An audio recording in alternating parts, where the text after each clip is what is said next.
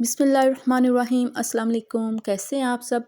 I hope कि आप सब ठीक होंगे। अल्हम्दुलिल्लाह मैं भी ठीक ठाक हूँ। और आज आपके लिए मैं बहुत ही ज़बरदस्त, बहुत ही मज़ेदार वाइट सॉस पास्ता की रेसिपी लेकर आई हूँ, जो कि बहुत ही टेस्टी और बहुत ही मज़ेदार बनती है। और ये वाइट सॉस पास्ते की रेसिपी मैंने कैसे और किस तरीके से तैयार की, आइए देखते हैं।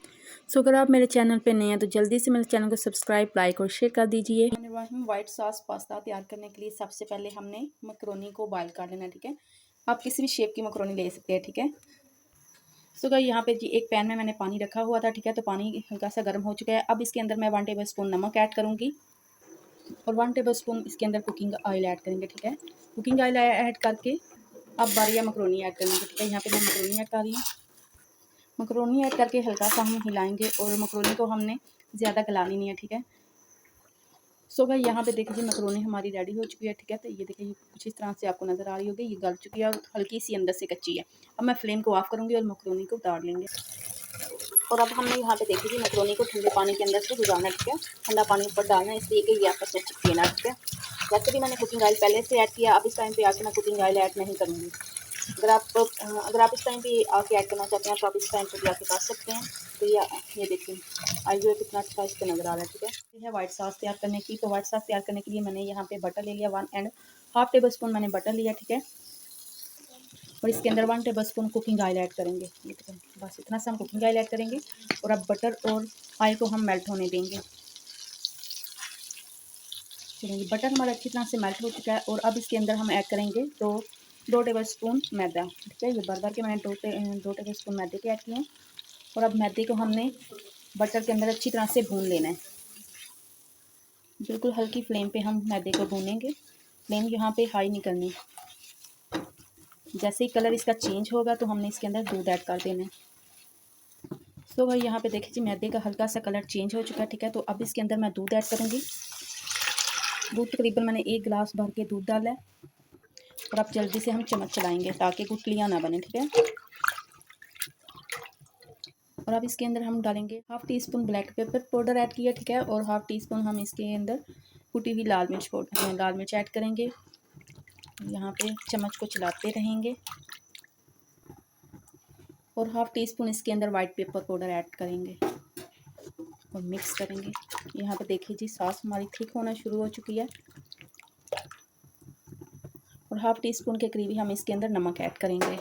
नमक हमने मैक्रोनी के अंदर भी ऐड किया इसलिए इसके अंदर 1/2 टी स्पून ही जाएगा, ठीक है। तो यहाँ पे देखिए जी सॉस हमारी रेडी हो चुकी है। तो ये देख लें।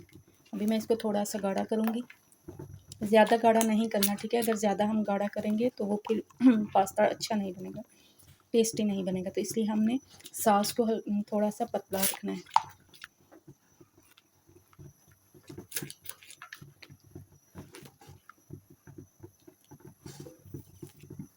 सो गाइस यहाँ पे देखिए जी कुछ इस तरह से हमने सॉस को रेडी करना है, ठीक है। सो गाइस अब यहाँ पे हम वेजिटेबल को रेडी करेंगे, ठीक है। सब्जियाँ रेडी करने के लिए यहाँ पे मैंने एक पैन में 1.5 table spoon cooking oil add किया। अब इसके अंदर मैं 1 टेबल स्पून चॉप किया हुआ लहसुन ऐड करूँगी। लहसुन को हमने हल्का सा ब्राउन करना है, ठीक है। सो भाई यहाँ पे देखिए जी प्याज जो है लहसुन जो है ब्राउन हो चुके हैं। अब इसके अंदर मैं एक मीडियम साइज़ का प्याज चॉप किया हुआ ऐड करूँगी। यहाँ प्याज को भी हल्का सा हमने बस सोते करना, ठीक है।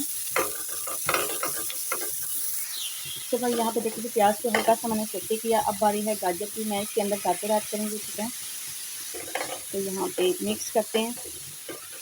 अब गाजर को हमने 5 मिनट तक कुक करना है ताकि गाजर का कच्चापन जो है ना ख़त्म हो सके। 5 मिनट गाजर को कुक करने के बाद अब बारी है इसके अंदर बंद गोभी की। चलो जी अब जल्दी से हम बंद गोभी ऐड करते हैं। साथ में हम ऐड करेंगे शिमला मिर्च, ठीक है। और अब मिक्स करते हैं। अब इसके अंदर हम थोड़े से स्पाइसेस ऐड करेंगे। 1 टीस्पून इसके अंदर ब्लैक पेपर पाउडर ऐड करेंगे और 1/2 टीस्पून नमक ऐड करेंगे, ठीक है। ब्लैक पेपर पाउडर ऐड करके नमक डाल के अच्छी तरह से हमने मिक्स करना है। 1 टेबल स्पून भर के इसके अंदर चिकन पाउडर ऐड करेंगे। साथ में ही ऐड करेंगे हम टमाटर, 1 अदद मैंने टमाटर लिया था, इसको काट के अच्छे से करेंगे। ये सारी चीज़ें डाल के अच्छी तरह से हमने मिक्स करना है इसको। तो अब 5 मिनट हम इसको कवर करके कुक कर लेंगे, ठीक है। तो गाइस यहाँ पे देखिए जी 5 मिनट हो चुके हैं और सब्ज़ी भी हमारी अच्छी तरह से कुक हो गई है, ठीक है। चलिए अब सब्ज़ी को भी हम उतार लेते हैं। चलिए जी अब सॉस के अंदर हम ऐड करेंगे मैकरोनी, ठीक है। बिस्मिल्लाहिर्रहमानिर्रहीम। ये देखिए इस तरह मैकरोनी ऐड की और जो हमने वेजिटेबल तैयार किया वो भी ऐड करेंगे। ये देखिए मैकरोनी और वेजिटेबल डाल के अच्छी तरह से हम मिक्स करते हैं, ठीक है। अगर आपके पास चिकन है तो आप चिकन भी ऐड कर सकते हैं, ठीक है। मैंने इसके अंदर चिकन ऐड नहीं किया, चिकन पाउडर ऐड किया, ठीक है। तो यहाँ पे देखिए अब फ्लेम को बिल्कुल स्लो फ्लेम रखना है, ठीक है। इस टाइम पे हाई फ्लेम नहीं करना, ठीक है। स्लो फ्लेम पे हमने इस मिक्स सब्जी को और मैकरोनी को व्हाइट सॉस के अंदर मिक्स करना है। तो यहाँ पे देखिए जी कितना टेस्टी और यमी सा व्हाइट सॉस पास्ता मैकरोनी हमारा बन के तैयार हो चुका है। तो अब मैं फ्लेम को ऑफ करूँगी और आपको डिश आउट करके दिखाती हूँ। यहाँ पे देखिए जी कितना टेस्टी और कितना यमी सा व्हाइट सॉस पास्ता हमारा बन के तैयार हो चुका है। तो आप भी घर में ज़रूर बनाइएगा, बच्चों को और बड़ों को सभी को बहुत पसंद आएगा।